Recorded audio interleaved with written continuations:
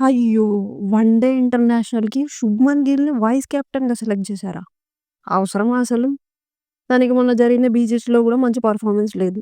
అన్నిటికి మించి తన ఏజ్ కూడా చిన్నదే. తనకంటే మంచి ఫార్మ్ ఉన్న ప్లేయర్స్ ఉన్నారు. వాళ్ళు శుభ్మన్ గిల్ కంటే సీనియర్స్ గూడా. వాళ్ళకి వైస్ కెప్టెన్సీ ఇవ్వొచ్చుగా అని చాలా మాట్లాడేశారు కొంతమంది.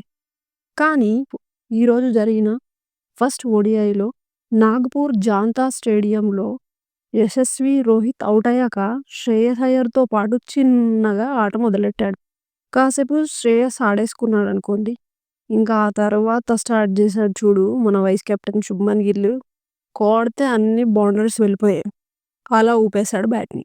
శుభ్మన్ గిల్ ఆడుతుంటే ఒక పక్క తెలుగు, హిందీ, ఇంగ్లీష్ అన్ని లాంగ్వేజెస్ కామెంటరీ ఒక రేంజ్‌లో హైప్‌నిచ్చింది.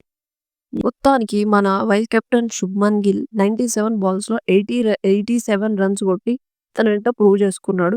జస్ట్ 13 రన్స్ అయ్యుంటే తను సెంచరీ కంప్లీట్ అయ్యేది. కానీ పర్వాలేదు. తను చాలా బాగా ఆడాడు. ఏది ఏమైనా ఈరోజు శుభ్మన్ గిల్ తనకిచ్చిన వైస్ కెప్టెన్సీ పవర్‌కి న్యాయం చేశాడని చెప్పుకోవచ్చు. ఇప్పుడు చెప్పండి. శుభ్మన్ గిల్‌కి వైస్ కెప్టెన్సీ అవసరమా అన్నవాళ్ళు ఏం చేస్తారు? మూసుకుంటారు. అదనమాట లెక్క. Thanks for watching. Have a great day.